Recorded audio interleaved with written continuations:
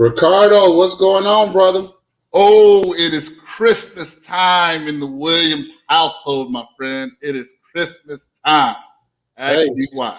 shout out to everybody. Welcome to Football Tuesdays. We are going to be going. We're going to be coming on every Tuesday to recap the week from the NBA and in a college football perspective, so that we may talk about gambling stuff or give you some tidbits to look at and think about, so that Thursday you can start putting your bets in. All right. So it was a big week, but first let's talk a little bit about our local teams. The Braves are holding on by a thin rope, 1.5 games ahead of Philly. How you feeling about that? What's your confidence level? We better get it because we're not getting the wild card. So we better get it. Actually, we're still in it for the wild card. We are? On it. Yeah, we're still in it. But San Diego has a kind of firm lock on it for one of the wild cards, right? The other thing, because it's an extra playoff team, remember that. The other thing is, so we fattened up on the easy part of the schedule that Philly is going through now. So it's really going to come down to it. We really have not done well against the kind of championship caliber teams, and that's kind of to be expected because we kind of cobbled together a team at the last minute. But I still give AA Alex Anthopoulos credit for putting together a competitive team. I still want to see us go to the playoffs. Anything can happen in the playoffs. We have one guy, Morton, who can pitch with anybody in the league, so that helps. But Ian Anderson has not been Ian Anderson since he came off the DL. He's pitched 2 games with not a single strikeout, so that's not the formula. You got to have strikeout pitchers and so that tells me he's still not all the way right. So we'll see. It would be a big accomplishment with the injuries that we went through to make the playoffs. So and history tells us in MLB, just get in, man. How many wild card teams have won the whole thing? Yeah, much more likely than any of the other sports. So yeah, I mean, just getting in is a part of it because you can control your rotation and what have you. So I still want to see them get in. So let's see that. Believe it or not, 3 weeks from now, the Hawks training camp starts. So 3 weeks from today, the training camp starts. So no big news other than Gorgie Dang had a great Africa Cup. And Jalen Johnson has been looking like a beast with full ball handling capabilities. So I think a part of the challenge this year is not just going to be what our record ends up being, but how we work these guys into the rotation. So that's going to be interesting to see, because I'm not sure if the team we have now, we might have too many wings. We're kind of like, I shared that before. We got literally too much young talent. And the thing is, it's kind of like RIP to Omar. But from The Wire, Marlo used to say, that sounds like one of them good problems we have. Yeah, so what's going on. And a good RIP to Michael Williams. For those of you who don't know, Michael Williams, who killed every role that he played. If he was in something, he was the star of it, and he really brought the humanity to it, because even if he was supposed to play a bad guy or a villain, you found yourself attracted to him and the way he played it. He did unfortunately pass from a drug overdose. And for those of you who don't know, that's an addiction. That is a medical condition. Yeah. And it's funny when people in a certain part of the country were getting addicted to OxyContin, it was looked at a different way, and then certain other drugs that are more associated with urban areas are looked at in a different way. It's all addiction, and part of what we need to figure out is why we use drugs at such a higher rate in America than any other country in the world. But RIP to Michael Williams. Thank you for the performances that you put on film that we can all enjoy. And if you only know him from The Wire, just go in IMDb or go into Netflix and look for him. Go into Prime Video and look for him. Yeah. And every time he's on the screen, it's a treat. So that's a good shout out, Ricardo. Mm-hmm. With that, let's get into this football.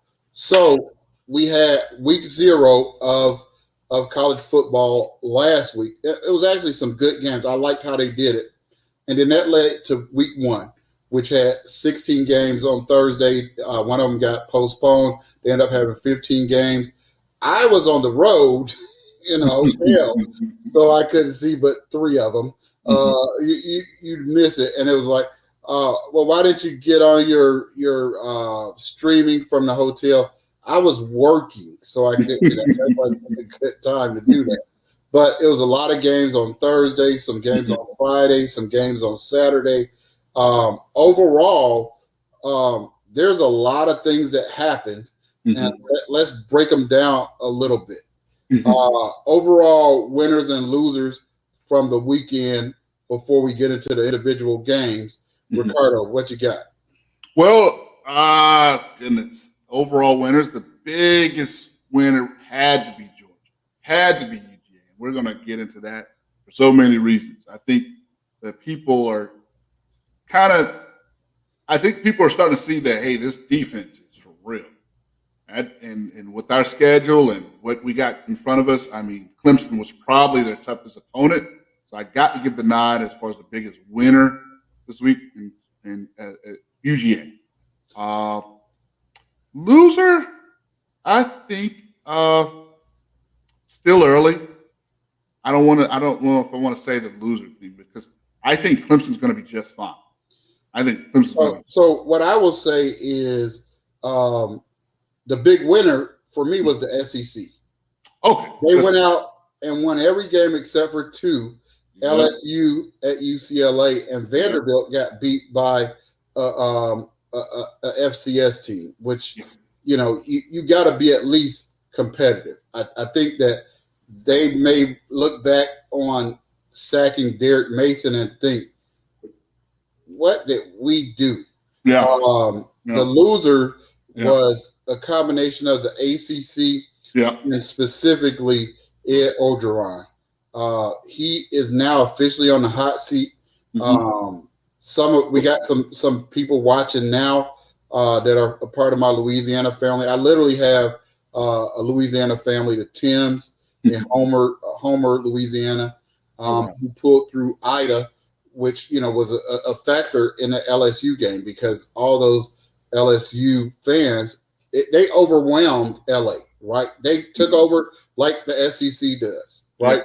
And it just really brings it. I saw a stat today. Ed Orgeron is 25-3 in games that Joe Burrow started. He's 36-39 in other games. Let me say that again so we can record that. Ed Orgeron is 25-3 in games that Joe Burrow started.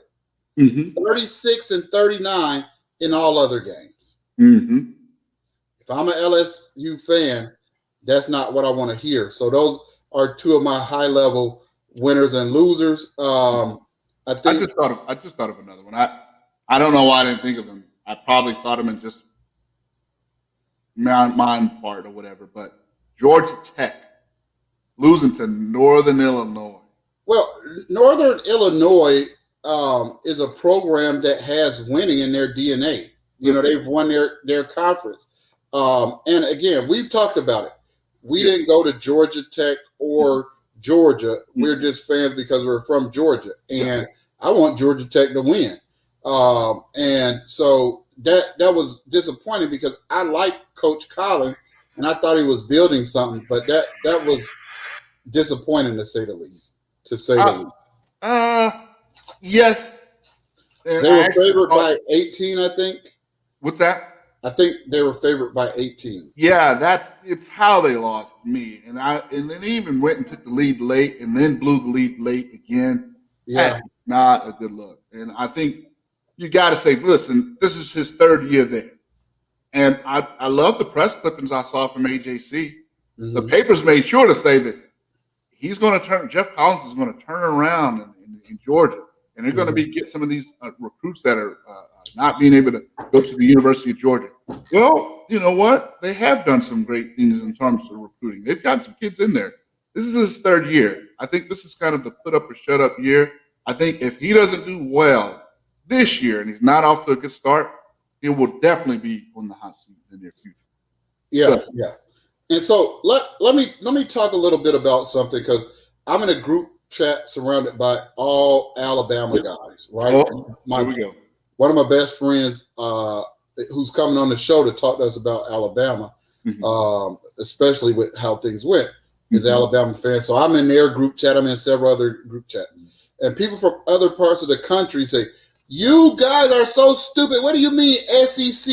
Because you heard when Georgia was walking off the field, there's chanting SEC, SEC, and so I just want to break it down really quickly for those guys who are smarter than us, and I'm going to show you how dumb you are. Right? From an analytical perspective, your strength of schedule is determined by who your opponents win and who your opponents don't, who they lose to. Washington losing to Montana is a prime example of why everybody in the Pac-12 should have been cheering for Washington to beat Montana. Exactly. Because if they win or lose against Washington, Washington's RPI or whatever power score you use will never recover from that loss. Yep. And lo and behold, if you lose to Washington in the Pac-12, then your season is over, because they lost, not because Washington beat you on a last-minute 2-point conversion, because they lost to Montana in the beginning of the season. So all you smart guys who say you country bumpkins in the South chant SEC, SEC, that's why we chant SEC, because we want the teams to win every game except for when they play us to make our wins worth more. And so that really gets to the point. That gets to the point of why this game was so important. Yep. And before we get started, let me talk about something that Ricardo and I talked about last week. We couldn't do a show because I was on the road and in the middle of Ida and a million other things. Georgia being ranked number 5 in the AP to start the season was the ultimate conspiracy setup to try to remove a second SEC team from the playoffs. Let me tell you, there's no disrespect to the teams that were ranked in front of Georgia. But there's no way that Ohio State and Clemson, with brand new starting quarterback, should have been in front of Georgia, right? You could have told me maybe one of them, but not both of them, right? And so you had Oklahoma, who has no defense, was Oklahoma, Clemson, and Ohio State ranked in front of Georgia. Nobody, I was watching the show and they said, well, do you think that Georgia is the 5th ranked team? They said, no, that's how I think it's going to turn out. No. It's for this week. It's for this week. Because it's not how you think it's going to turn out at the end of the season. That was put there purposely so that if Georgia lost, they would be knocked out to a place that they would be struggling all year. It backfired on them. And what they were trying to avoid happening has already happened, right? Because after the weekend in which a couple of teams, Oklahoma looked weak. Oklahoma did not look good, right? And so after the first full week, this is what the AP Top 10 looks like. Come on. You got Alabama first, you got Georgia second, and it may look like that for a while. It could look like that the rest of the season.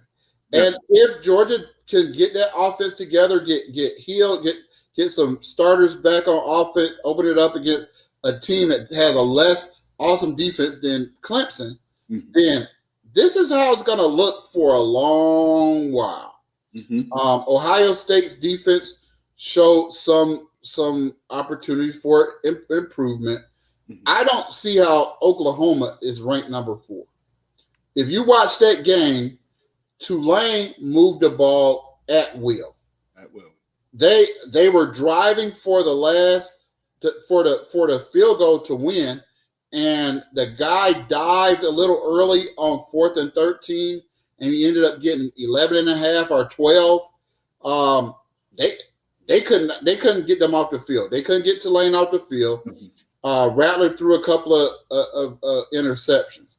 Ohio State, the kid looked good at times. He looked like a college freshman at times, but in the end, they're running attack and just superior athletes. In that second half, they were able to pull away, but that was in the end.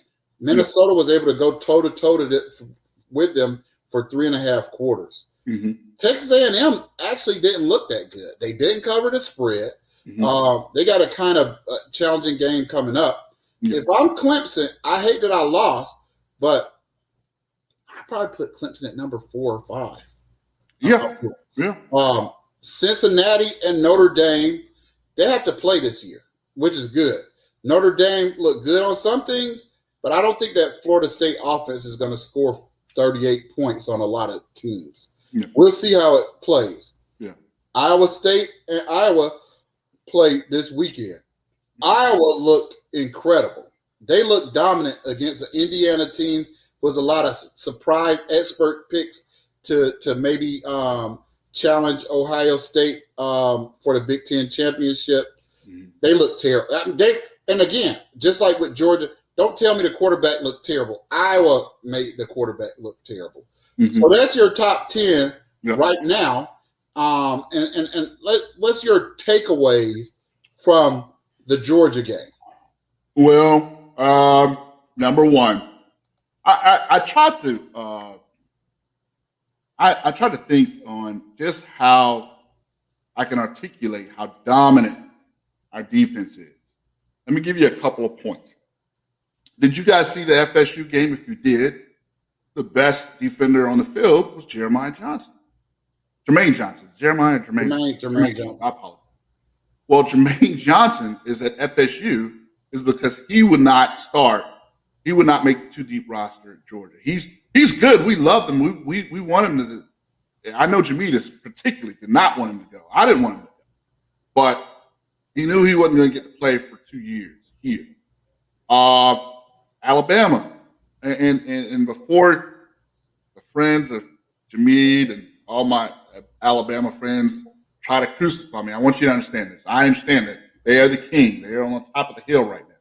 But Alabama has a different philosophy than they did 3, 4, 5 years ago. It's ever since Kiffin came on campus, and then Tua and guys after that, they have put more of their strength on the offensive side of the football. Doesn't mean they don't have great defense. They have one of the best defenses in the country. Nevertheless, their best defender, Will Anderson from Hampton, Georgia, he is at the University of Alabama right now because he wouldn't play for 2 years at Georgia. He wouldn't. He wouldn't play over Nolan Smith. He wouldn't play over Adam Anderson, and he darn sure wouldn't play over Nakobe Dean. So, he's really good, super talented. Will he get playing time? Yes. Channing Tindall only had 11 snaps. And that's actually part of what Kirby does. None of our guys, if you saw big number 99, who I'm sure we're going to talk about, he didn't play 60 snaps. He played 60 snaps. They said, man, he looks like he could play another game. He could, because he's not playing all day. Because you got 2 other guys.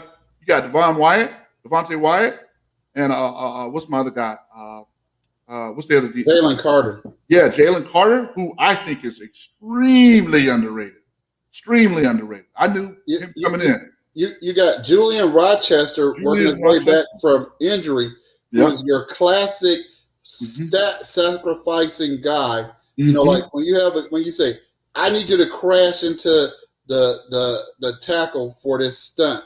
He's going to do that with gusto. So it's going to be like, their rotation is going to get stronger as the season goes on. He's about 25 years old, so he's on the mature side. He's about 30 years old, so he's like a coach on the field. I think he made the right decision. I think a couple of those guys made the right decision to come back. I thought there was concerns about the secondary, and if anyone was talk about Kirby not developing guys, Chris Smith, the MVP, the defensive player of the year, and the defensive player of the week in the SEC, was a 3-star. Yep. He's undersized. He don't have that much speed. Number 5 for Clemson almost hawked him down, but that was perfect coaching. He's scrappy. He's tough. He's in the right place. And he quickly become one of my favorites on the team. I thought Latavius Brenny looked incredible. Incredible. And I mean, another guy. I don't care what you do on 2nd and 10 in the second quarter. What do you do in the red zone? Because that's where guys get nervous. He put the coverage on. His eyes were always in the right place, not just in that goal line stand, which he almost single-handedly with the pass rush performed itself, but every time, man, he just played such a great game. And so we have the number 2 transfer in the transfer portal when he's coming back. I don't know where he's going to play. Well, you know what? To that point, did you notice how many? We even had a couple walk-ons playing and did well. Dan Jackson did well. I thought Dan Jackson was in place every time he was supposed to be in. He had some coverage things that made Olalele, and I forgive me if I'm pronouncing his name incorrectly. With a name like Jameed, you don't want to pronounce anybody's name incorrectly. But he made some great plays there to in coverage. This defense is well coached. Yes. The line was dominant from the defensive tackle. They're doing what Alabama used to do, is play 3 defensive tackles, and then truly play outside guys who can drop and cover. I saw Anderson in coverage a couple of times. I saw Nolan Smith in coverage, and I thought Lewis Seen is candidate is an All-American candidate. And he played like one. Yeah. And people start saying Nakobe Dean's progression is looking like Roquan Smith. Yes. And they're like, no, don't jump the gun. Let me tell you, I didn't see the sideline to sideline that I saw with Roquan, but I think he's a better pass rusher than Roquan was. And so he really controlled that game from strong up top and super smart. Probably one of the smartest kids on the team. But they got a team full of smart guys. You know what? To that point, you know what? Someone asked me, I think you'd ask also, but what's the difference with our team? Up until now, and this is the best defense. Let me go ahead and get that out there. This is the best defense I've ever seen at the University of Georgia. Let me tell you what the difference is. We were always a Roquan-led team, or what's my guy name? Jarvis-led team. Jarvis Jones. The star was obvious, and we kind of ran through him. But now, man, everyone was talking about Jordan Davis, and I'm like, Devontae White is killing me. Oh, yeah. He had 3 knockdowns. I think he actually, and I think Jordan Davis was named the lineman of the week in the SEC. I thought Devontae Wyatt played a better game overall. He did. Because you know how he did? Because, ladies and gentlemen, the best defensive end in the country is a guy from Clemson named Miles Murphy.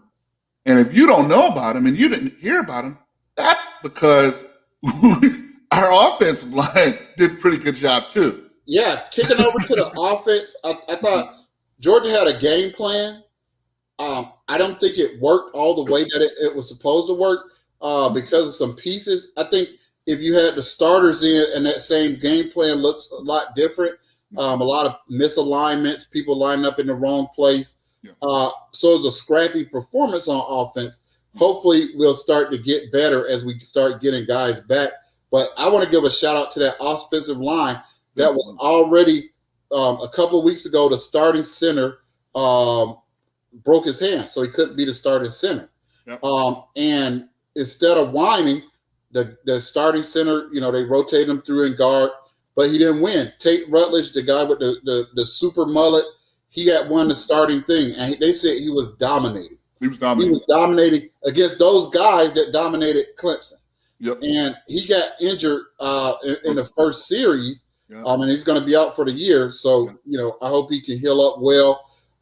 But Erickson came in, no problem. Cedric Van Pran, no missed snaps when Clemson had 4, right? 4 missed snaps, 0 missed snaps in several shotgun snaps. And, it looked ugly because we didn't score a lot of points. But it didn't look ugly because we were getting pushed around the field. We only gave up 1 sack. I think we only had 2 or 3 tackles for loss against us. So we had a game plan to get the ball out quick.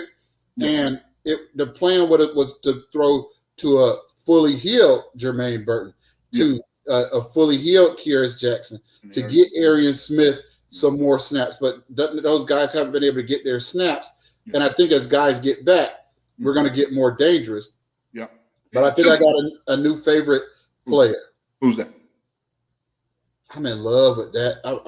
I'm in love with that Brockers brother. Oh, man. You brought it up. It's going to be a problem. Let me tell you, I have an eye for tight ends because I played tight end. Yeah. And I'm almost never wrong about tight ends. I am almost never wrong. And I can't tell you. I can't really tell you before you do your lulls and pads. And the kid was, geez Louise, he's a handful. It's another one of those good problems to have because Darnell Washington's going to be coming back, and there's no way we're not going to get the 6'9", 4'5" running 40 down the field. What 200? What is it? 250? Good night. And then he's a big guy. Yeah. He is not nearly as natural as Brock Roberts. Yeah, no, you know what? To your point, that's true. We got a few. We got guys. Fitzpatrick was actually playing, but he was hurt on one leg. Yeah, Fitzpatrick wouldn't have played if he didn't have to. He was playing UAB. Right. Yeah. Mm-hmm. I like talk to me. What did you see on the offense? Well, I tell you what, the offense I thought was better than advertised. People don't realize Clemson is still Clemson. They ain't going to run into that type of talent again. I'm telling you now, that defense, if we don't have the best defensive, I think we got the best defensive front seven. I think that's almost non-debatable. But as far as D-line, Brian Breesy and Miles Murphy, or you don't get better than those two. You just do not. Oh, yeah. And then that 38-year-old guy who's been playing at Clemson for 7 years. Yeah. Well, he's good for college, but my point he's good. Yeah. They got a really good defensive line. And they got a great defensive backfield. Yeah. And our concern was supposed to be our defensive backfield. I thought our defensive backs held up well. We did get a couple of pass interference, but I think it was just freshman nervousness because the guys weren't wide open. Yeah. Well, Andrew Booth is one of those. He's that dude. Dude. He'll be a first-round pick. Yeah.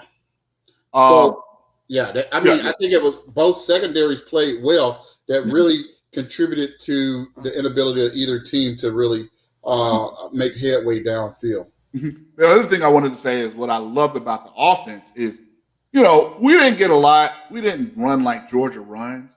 But at the end of the day, when we get those 4-minute drive. Yep. That 4-minute drive was impressive.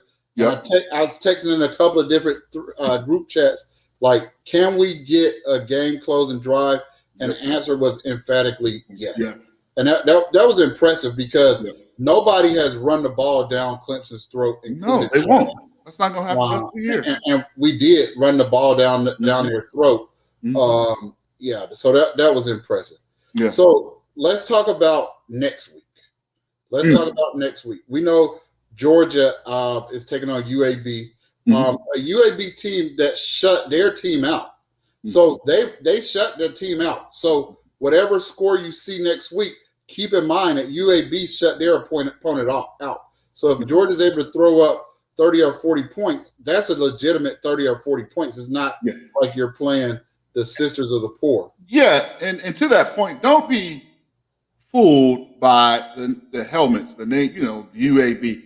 You got to understand, some of these kids are kids that played with some of the kids that's on our team.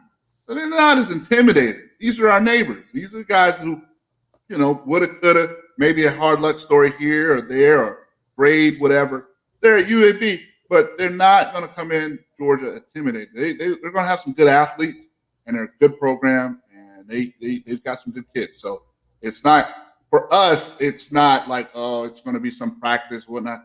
We're going to have to bring it. We're going to have to bring it every week. Because we know some guys tested positive for COVID, and Kirby being Kirby, we won't know till Saturday. Saturday, probably about 7, 8 a.m. No, probably when the game starts. So, yeah, that's that. Mm-hmm. Looking forward to some big games coming up this weekend. I would put Alabama, again, I was impressed with Alabama. They continue their offensive development. Mm-hmm. I think that their offense did not look as good as our defense looked. Yeah. So like on that scale, but it looked very good.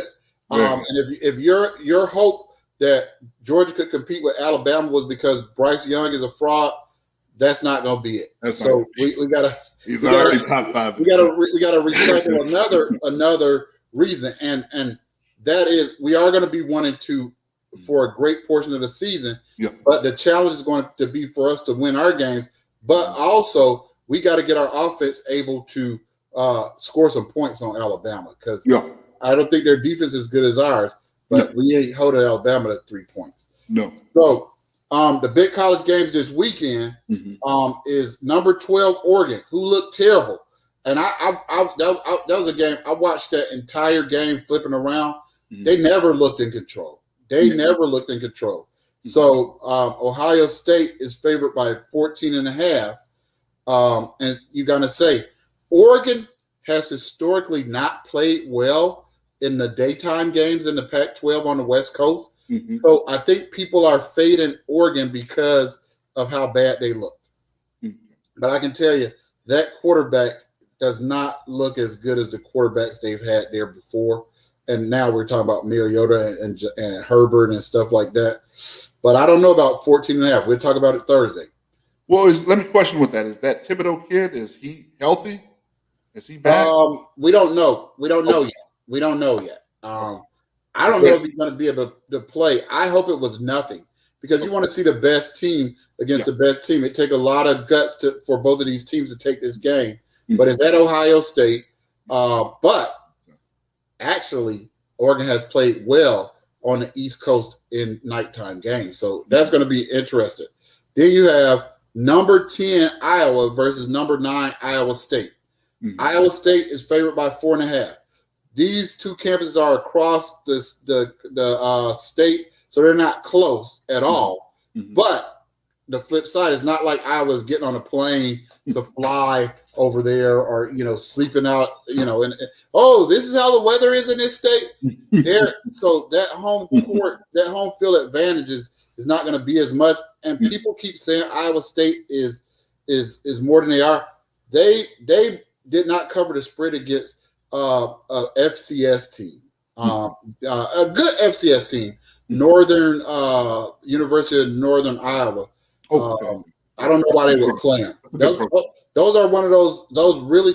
I would never, if I was scheduling games, I would never play elite FCS teams. They don't have any. Playing Georgia Southern, we got play. And then this is a under the radar game. Mm-hmm. Texas is up to number 15. Mm-hmm. They actually look good. They were on upset watch. Everybody had them on their upset watch. They looked good and covered the spread and pretty much had control of the game the whole time. Mm-hmm. And then Arkansas looked the opposite. They didn't look good the whole time. So, but this is an old Southwest Conference rivalry. This is going to mean a lot. If Texas can win this, they might, Sarkisian might be on to something. Yeah. So let's look out for that one. And then the last one is Utah versus BYU in a winner goes home or loser goes home, like to use the wrestling terminology. Mm-hmm. Neither one of them have any room for error.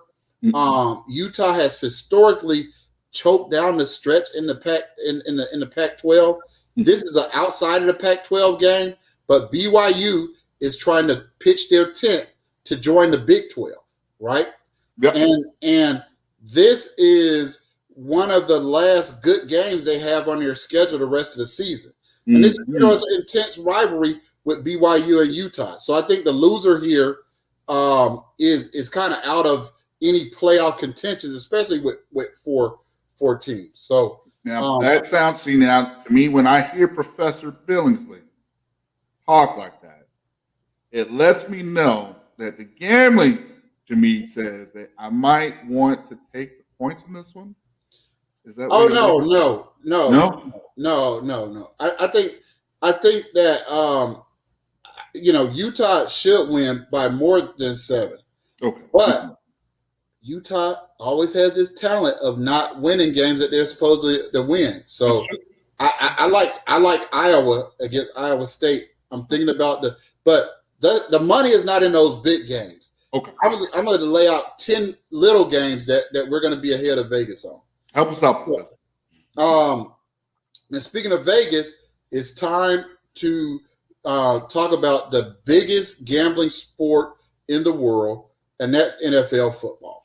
Come on. And so it's time for the season.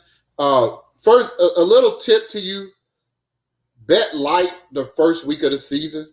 Mm-hmm. Don't do a lot of parlays. Because you got to feel the NFL out, right? When you go back to last year, who did you think was going to be good that turned out to be terrible? Who did you think that was going to be terrible that turned out to be good? A lot of that is going to be clear after that first week, right? When you saw the way that Seattle was able to score at will against the Falcons defense, all that talk of the whole offseason of improving the defense, you realize that was a fraud.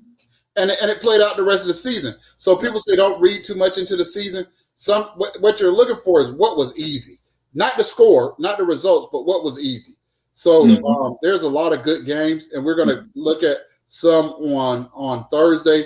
But let me tell you, I don't look at a lot of games. So it really is talking about the first thing you need to do is do your power rankings and talk about how you feel the season is going to go and see if that meshes with the lines that you get. So with that, let's talk about how we think the season is going to go. All right. I'll start off with myself. All right. Okay. So a reminder, we're playing 17 games this season, and there's 7 playoff teams, 4 division winners, plus 3 wild cards. Not 2 wild cards, but 3 wild cards. So it's an extra wild card in there, right? And that's going to mean a lot when we get to our home team, the Falcons, right? So AFC, I have Buffalo in the East, Baltimore in the North, AFC North, KC in the AFC West, and AFC South, Indianapolis. Not because I think Indianapolis is going to be good. You remember how the NFC East was? I think 8-8. I think 9-8 is probably going to win that South because I don't trust Carson Wentz, but I just don't know about how good the Titans are going to be without Arthur Smith, right? So but it's just a lot of easy wins in there. Both of those teams should go undefeated against Houston and Jacksonville. So that's my thing. And then I have for the playoffs, I went back and forth with this. Cleveland Browns, that's easy. The Patriots, and then San Diego Chargers. And the reason why I picked the San Diego Chargers over the Dolphins, last year's playoff show, it's hard to get 3 teams from the same division because they have to play each other. So you're like, oh, if they finish with a 9-8 together, they're going to knock each other out by their performance. So that's my AFC. Ricardo, let's look at your AFC. All righty. Okay. So you're a really smart guy. I agree with you. I got the AFC East. I got the Buffalo Bills. And the AFC North, I got the Steelers. Stop. What do you see in the Steelers? It's not so much about what I see in the Steelers. It's about what I know about the Steelers.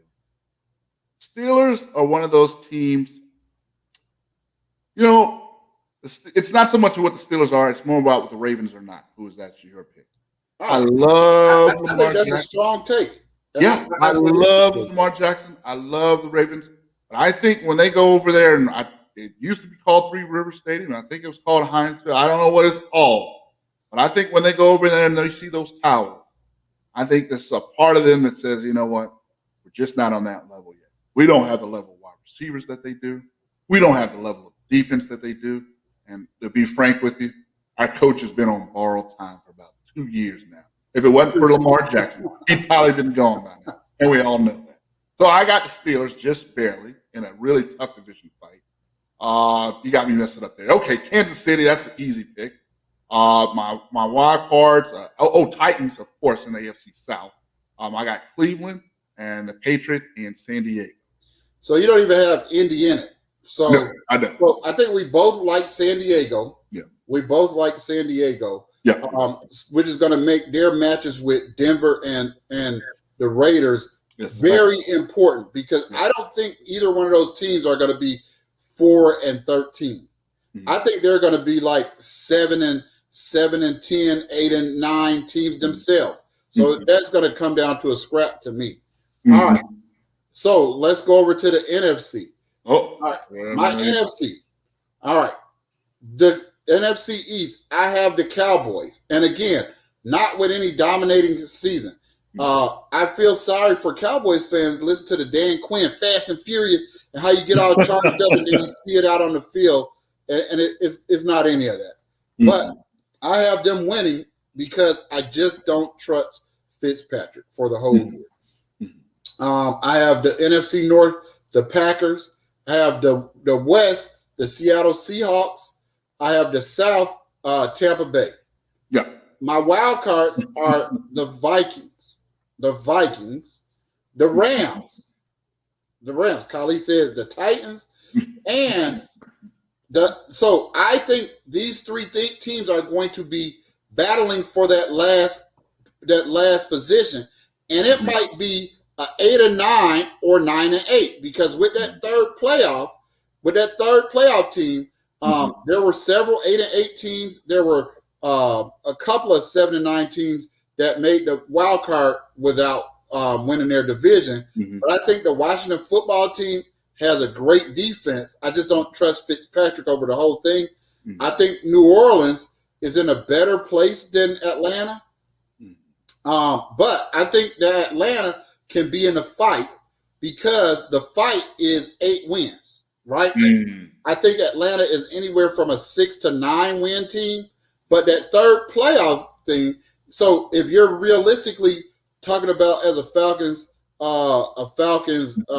fan, we're going to win 11 games. We're not. But if that last playoff is an 8 or 9 win team, we got a chance at that. But that chance is only going to come if we can try to split with Tampa Bay, but we got to either sweep New Orleans or sweep Carolina. And I don't believe in the Panthers. I think that's just going to be all guaranteed wins. I think the Panthers are going to be the surprise sorry team that's going to be 4-12, and they still going to be like, because there's this effort to excuse Darnold. I don't see it, and I could be wrong. And if I'm wrong, it could be them instead of Atlanta fighting for that last one. But you might ask yourself, where's San Francisco? San Francisco is emotionally fragile, right? Because they have a burgeoning quarterback thing. I still think San Francisco is going to be in that 9-win range, but because LA and Seattle are going to the playoffs, they're going to cannibalize themselves with conference losses. So I see what you're doing. And if you think that Atlanta and New Orleans are going to be fighting for the playoffs against the East, the thing is the NFC South plays the NFC East. So it'll be a fair battle. Like if you lose out to Washington football team, it'll be because they beat Dallas and you didn't beat Dallas. So it's going to be on you. New Orleans and Atlanta, they have it in their hands, because to me it's going to be between those two, because I think Detroit is going to be horrible. I mean, horribly horrible. And I think the Bears have a chance to go south. So let's talk about Ricardo's NFC. Now, Where do ladies you and gentlemen, I want you guys to understand something. I am Falcon, black or red all day. But I want you to understand at this show, we hold no punches. We don't show our personal bias. We we let you know what we really think. So I apologize in advance. These are my picks, and God forgive me. In the NFC East, guess what? I got Washington. The Washington whoever. And I think the exact opposite of everything Jameet said. I think that they are the best defense in the entire league. I think they're really that dude. I think they're just that they are a problem. And they're going to be a problem each and every week. I think their defense is a problem. Yeah, and they're going to be able to eat in that division that they're in. So I got them. My second pick, NFC North, I got the Packers. Because why not? We both got the Packers. Yeah, we both got the Packers. I got the Packers winning the whole thing. I got the Niners in the West. We also strongly disagreeing with what Jameet says. I think that you guys got to remember, man, we us Falcon fans, that's a really good coach over there, man. Oh, it definitely is. Really good coach over there. Is. And I don't know what's going to happen in terms of no, I do know what's going to happen. I think Trey Lance is going to be playing by week 3 or 4.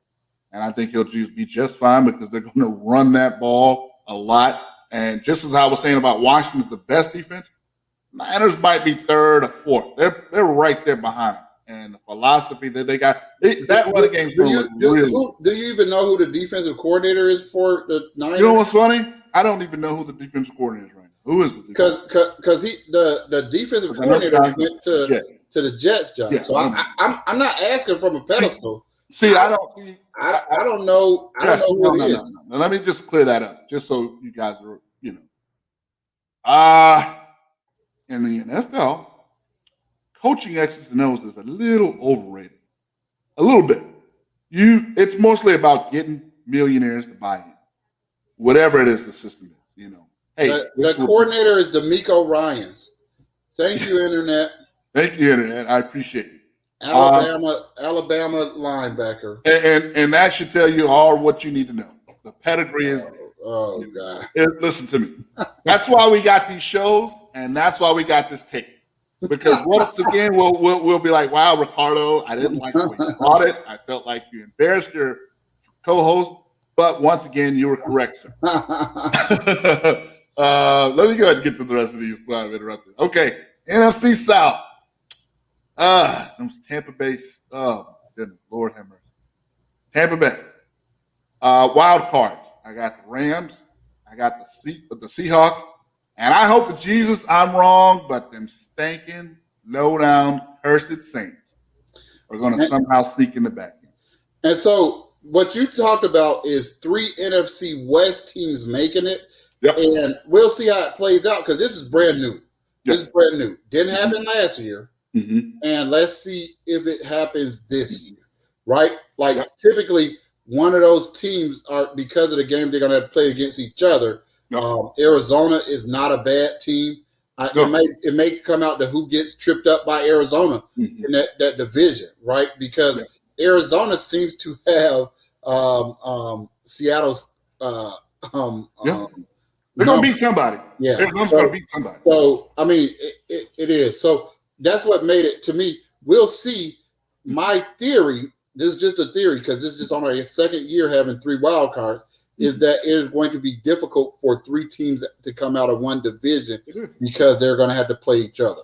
And last year that kind of proved true, you know. So we'll see if it. The problem is this year it's just the number 17 and the fact that they're as a division that much better than the other division.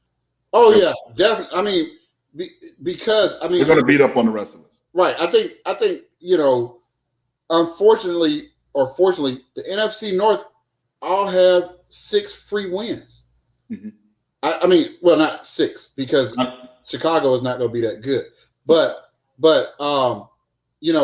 Minnesota and Green Bay are going to go undefeated against the Lions, as they have for several years. I think the record is like something in 1. Mm-hmm. And then against the East, we have Philadelphia and the Giants, if you could go, because that's why Dallas and Washington was in that struggle, because neither one of them could go undefeated against that group. Yeah. And so that's going to be a key thing. But I think the teams it's kind of almost unfair, to your point, that all three teams in the NFC West are better than. I mean, I think Arizona is better than anybody in the East. Yeah. Right. Definitely better than Chicago and Detroit. And so that, when you talk about three teams that are going to be in that 8-9 win group, it is crucial. All right, real quick, let's go over our awards winners, right? So for MVP, I have Patrick Mahomes. That's a chalk pick. That is a very chalk pick. And if you don't know what chalk pick, it means you're picking the overwhelming favorite. But if you want to be right on these awards, you better pick the overwhelming favorite, because these are voted upon awards. It's not like even the Major League Baseball, where you can say, well, this guy had an overwhelming statistical year. No, a lot of it is like, whoever I was going to vote for before the season, if they don't mess up too bad, I'm voting for them. So I think Patrick Mahomes has a huge advantage as far as the minds of the voters. But I think Josh Allen has a chance to be Offensive Player of the Year. It usually goes to the best non-quarterback year. So last year was Derrick Henry. But I just don't see Derrick Henry rushing for 2,000 yards again. So we'll see on that. The Defensive Player of the Year, I know it's chalk. I know it's boring. Aaron Donald until he retires. I mean, like, you can pick other guys, but Aaron Donald is going to do it. Offensive Rookie of the Year, I'm on Mac Jones. He got the starting job, and I think, as you look back, you see how the things are connected. The Patriots are in the playoffs, to me, and so Mac Jones, who's not going to have overwhelming numbers, but he's going to be the best quarterback, and really they should change Offensive Rookie of the Year to best quarterback. And then you got Defensive Rookie of the Year. There's a couple of candidates, but the problem is, it's some good defensive backs that came into the league, but if you get too many interceptions, they just stop throwing to you. So then you get you get 2 interceptions in the first 3 weeks, they stop throwing to you, and then it's like, well, what happened to J.C. Horn? I got Micah Parsons. It's almost always a front seven guy, so that's my bet. Ricardo, let's see what you got. Oh, well, I want to, before I say this, I need you guys to understand something. Aaron Donald is LeBron James. And that means he's the best this year. He'll be the best next year. He's been the best football player in the league for about 5 years now. Having said that, that's why this reward we're going to find reasons to not give it to Aaron Donald. He's not going to get the MVP because they don't want that. And he's not going to get the Defensive Player of the Year. I actually have as my MVP Patrick Mahomes, because he's Patrick Mahomes, man. They ain't going to lose. And then I think with the 17th game and all the records that are going to be broken this year, I think does Andy Reid sit everybody in the last week? That depends on. I think Buffalo is going to be in that 13-14 win category that's going to make you push. I think so. So I like that pick. Okay. I would love for Matt Ryan to get comeback player of the year, but that's why the Falcon fans don't like me, because I don't see that at all. Right. But anyway, well, I mean, if we're going to win 8 or 9 games and be in that playoff race, Matt Ryan has to have a comeback of the year MVP type team. Exactly. So of course, since I got him as MVP of the year, I'm going to also have him as Offensive Player of the Year, even though I actually like Jameet's pick. Defensive Player of the Year, because they're not going to give it to Aaron Donald because he's just that dominant. They don't care. They're going to give it to Myles Garrett, and the reason why is because the Browns are going to turn some heads. They got some. Yeah. He's got to stay on the field, and he's got to get a lot of sacks. Yeah, he can't win it if T.J. Watts has more sacks than him. Yeah, I appreciate what you just said. That's actually the thing. That's when people talk about even though his value is more than just sacks. I'm just saying. Well, see, if we were going off of real what they're doing football, then it would be Aaron Donald for everything, all the time. That's not the problem. They're going to look and see who got 20 sacks or 19 sacks, and it's going to say Myles Garrett.